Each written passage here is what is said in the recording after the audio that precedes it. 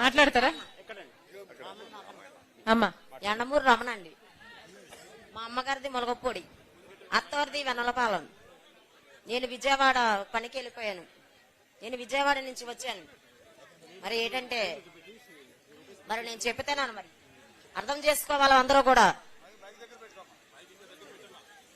అలాగే మరి మీ విజయవాడ దొరకతరలి మరి నా మెనవాళ్ళది. మరి నేను కదిలి వచ్చాను విజయవాడ నుంచి. తెలుసా నేనెవరో తెలుసా? నేనెవరో తెలుసా?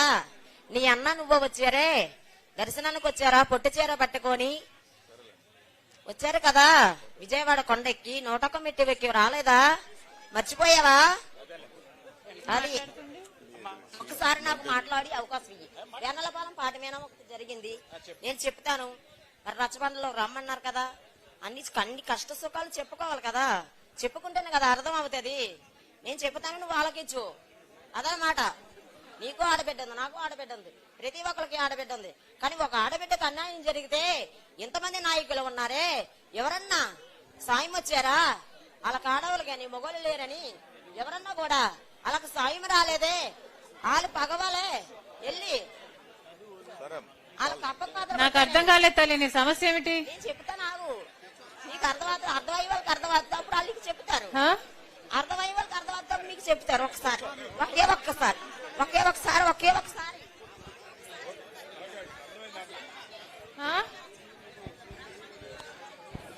సమస్య ఏంటమ్మా? సమస్య చెప్పాలి కదా అమ్మా. నీ శోధించడానికి అందరికి టైం లేదు కదా. ఎండమూరు రమణ అండి.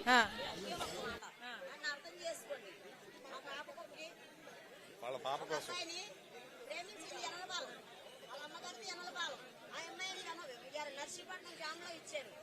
అమ్మాయికి 2 ఆడపిల్లలు, అందులో చిన్న అమ్మాయిని వెనలపాలెం ఉన్నాడు కదా వాళ్ళ అబ్బాయిని ప్రేమించి 6 సంవత్సరాల కిందట ప్రేమిస్తే ఆ అబ్బాయికి జాబ్ లేదు, ఏమీ లేదు,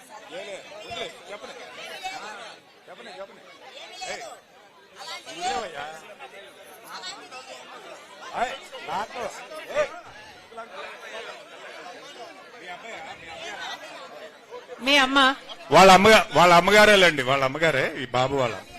మీ అక్కల మ్యారేజ్ గురించి ఏదో చెప్తుందమ్మా, అంతేనా? ఓకేలే, అర్థమైందమ్మా, అమ్మకి అర్థమైంది. అమ్మా ఇది పర్సనల్ ప్రాబ్లం కదా తల్లి, ఇది పర్సనల్ ప్రాబ్లం కదా అమ్మ. మళ్ళీ మాట్లాడదాం. అర్థమైంది తల్లి.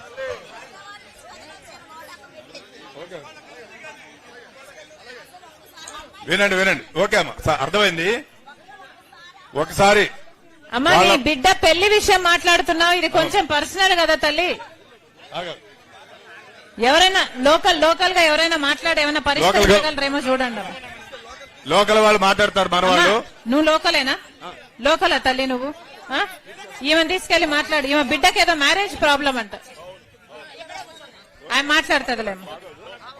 పదాలు తెలియని పెదవులకు అమృతవాక్యం అమ్మ. సంతానలేమి సమస్యతో బాధపడుతున్న ప్రతి స్త్రీమూర్తి బాధను మేము అర్థం చేసుకోగలం. 49 వరల్డ్ బెస్ట్ ఎంబ్రియాలజీ ల్యాబ్ మరియు జిల్ట్రిక్స్ అలారం సిస్టాన్ని మొట్టమొదటిసారిగా ఏపీ మరియు తెలంగాణలో ఈ నెల 9న ప్రముఖ సినీ నటి స్నేహ, స్పెయిన్ దేశానికి చెందిన international senior embryologist Javier Herrera గారు ప్రారంభించారు. ఈ శుభతరుణంలో రక్త పరీక్షలు, AMH test, RBS, semen analysis, ultrasound scan, follicle scan ఈ నెల 31 వరకు ఉచితంగా అందిస్తుంది. 49 అంటే సంతానం, 49 అంటే సంతోషం.